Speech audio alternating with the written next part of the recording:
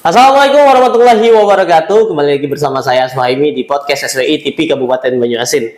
Teman-teman, kali ini kita kedatangan tamu yang sangat spesial, yaitu Bapak Heryadi HM Yusuf, Sarjana Pertanian. Sudah kita tahu sendiri, Bapak Heryadi ini merupakan tokoh politik yang sangat disegani di Kabupaten Banyuasin dan sangat diperhitungkan. Nah, teman-teman, kita tahu sendiri beliau pernah menjabat sebagai kepala desa, kemudian melanjutkan karir politiknya di DPR, sempat menjadi wakil ketua ya Pak pada waktu itu.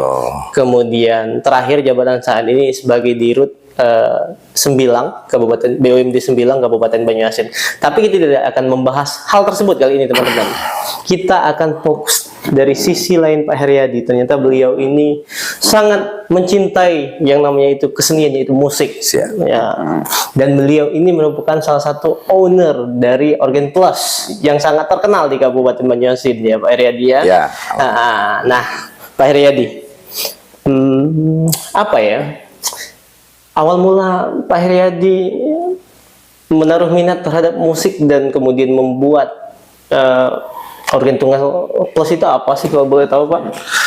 Oke, terima kasih. Kami telah diundang di sini di TV dalam acara prokes. Singkat cerita, dasar mula kita memiliki musik, ekstrim musik itu. Yang pertama adalah hobi. Saya memang tidaklah pandai nyanyi, tapi hobi. Hobi, jadi terpikir dengan hobi ini, kalau hobi ini sama seperti mancing. Nggak mikirkan berapa biayanya, yang penting hobi. Itulah awal mulanya saya buat. Jadi berawal dari kecil-kecilan. Memang saya udah dari kades dulu, saya punya alat kecil untuk ibu-ibu rebana, ibu-ibu majelis taklim, mau pengajian segala macam saya buat. Begitu saya, dan saya memiliki salah satu personil yang memang potensi ini yang dasar utama saya percayakan, karena buat alat itu gampang.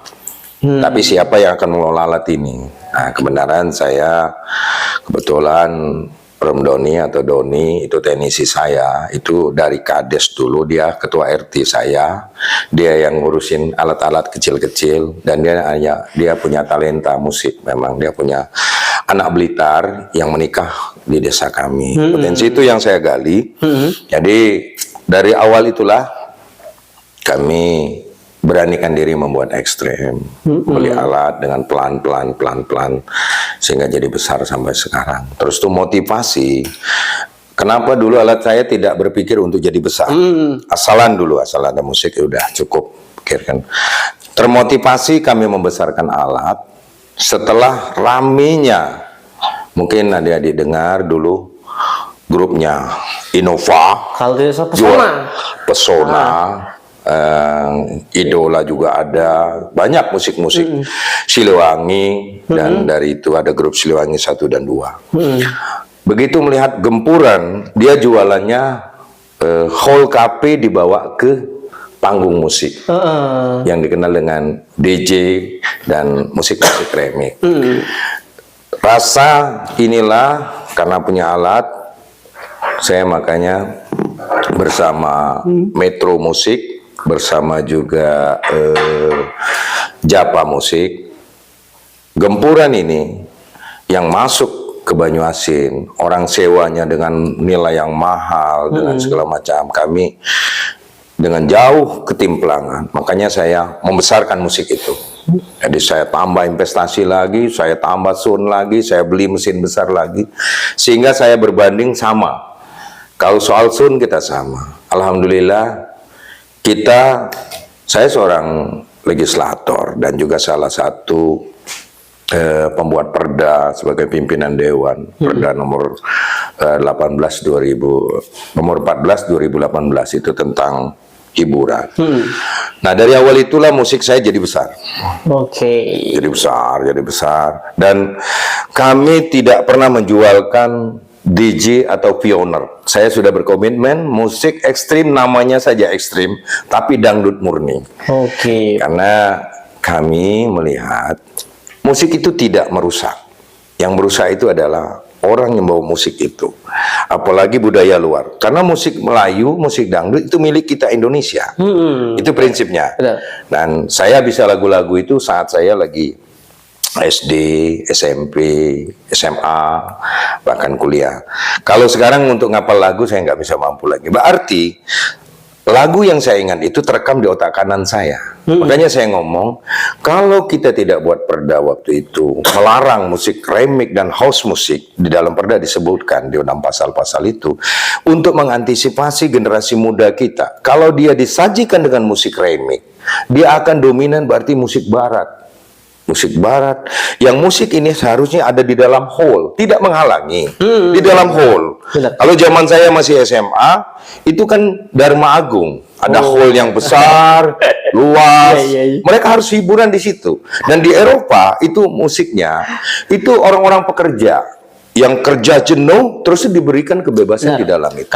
Kalau di Eropa kan ada lukba. Itu. Kalau sekarang sih dragon. Nah itu dari berawal dari situ. Makanya kami membawa misi musik dangdut asli. Itu ekstrim musik. Alhamdulillah berjalan. Nah Pak, tadi kan kita bicara tentang salah satu peran Bapak mengenai preventif untuk melestarikan musik asli dari Indonesia dan mencegah musik luar dalam tanda kutip ya membawa hal-hal yang negatif, Pak. Betul. Nah, suka dukanya Pak, kalau boleh tahu Pak? Kalau suka dukanya banyaklah dukanya sebenarnya. Sama seperti orang mancing, mancing jauh, duit habis tapi tidak dapat ikan. Balik lagi. Pulang ke rumah dimarah istri. Nah itu biasa. Sama seperti kami musik, seperti orang pemancing. Kami punya musik ini yang jelas komitmen di dalam keluarga. Karena tantangan musik kita harus membimbing pemain-pemain kita, banyak personil yang berbanyak karakter.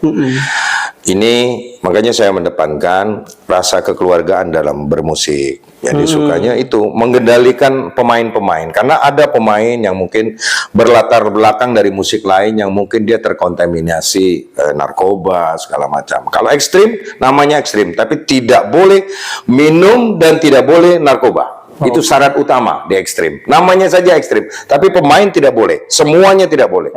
Itu yang kami bangun. Nah itu yang dukanya. Harus membangun itu dan terutama kita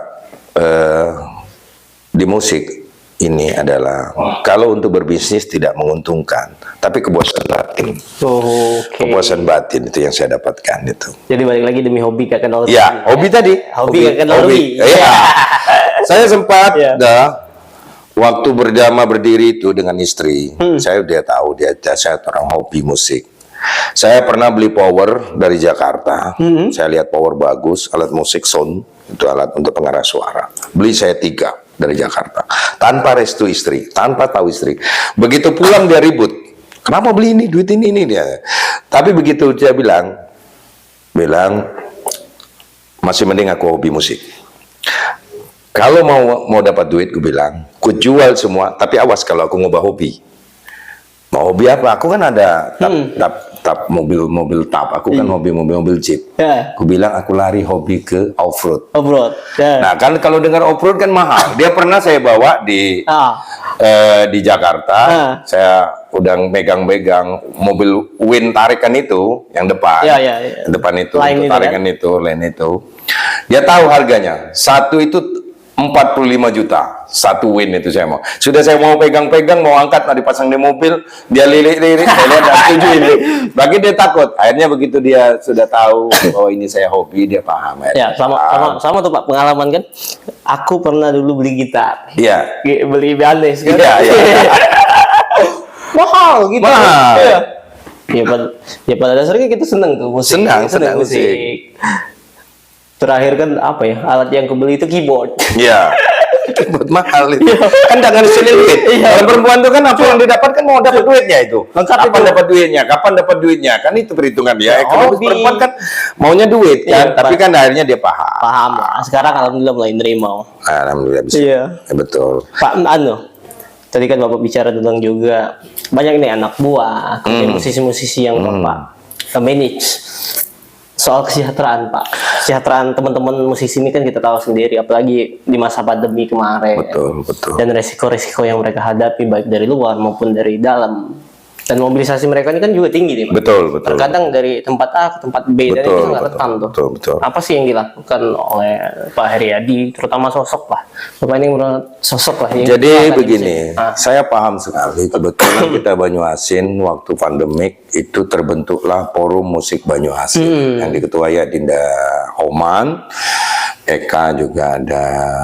Ismail itu yang sentralnya. Saya sebagai penasehat di sini dituakan karena saya punya sun, jadi anggota juga sekaligus penasehat.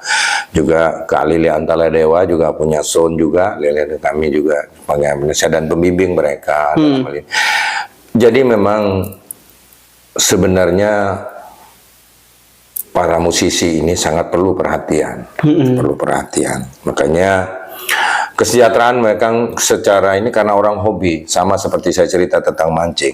Mereka ini tercipta karena kita kan ada hidup ini, ada pedagang, ada politisi, ada pekerja, tapi mereka seorang seniman yang talenta yang tidak bisa dimiliki semua orang. Ini talenta, tapi ini merupakan aset.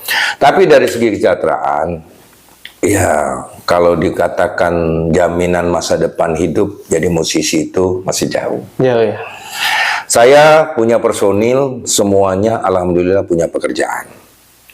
Teknisiku seorang montir radio, montir TV, segala macam. Dia bisa ada sampingan. Daya job ya? Dan ada job. Begitu tidak ada job, alhamdulillah. Tapi begitu musibah COVID tadi, ekstrim musik boleh dikatakan aman lah kalau personilku masih bisa karena mereka punya kesibukan. Ada yang memang biasa berdagang, yang tukang bongkar muat itu biasa berdagang, dia lari ke situ.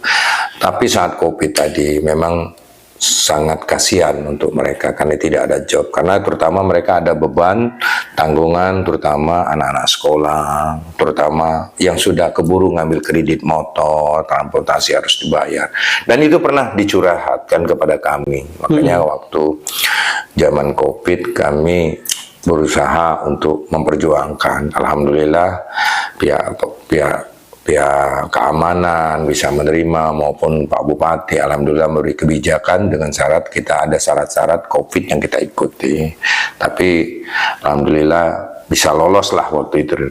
Dan untuk Persatuan Musik Banyuasin alhamdulillah ini pesertanya hampir 100-an lebih. Wow. 100-an lebih. Kami pernah buktikan bahwa kami ada komunitas ini, bahwa saat karnaval kami buktikan bahwa ini loh acaranya, modal sendiri. Pak, aku kan pernah dengar selenting kan katanya mayoritas musisi yang ada di Sumatera Selatan ini berasal dari Banyuasin. Betul ya. Benar nggak? Jadi musik-musik besar yang di Palembang yang kita kenal itu, yang beberapa merek, nanti saya promo katanya kan begitu kan, karena saya bicara cerita. Tapi kita harus akui, dan kami menurut data kami sebagai penasehat musik Banyuasin ini, hampir 70% pemusiknya berasal kita dari Banyuasin. Pangkalan Balai komunitas yang paling banyak sekitaran Kecamatan Banyuasin 3, ditambah lagi di daerah Rambutan, daerah Sako, daerah itu pemain-pemain hebat semua. Dan vokalis Palembang itu musik besarnya hampir dari Banyuasin.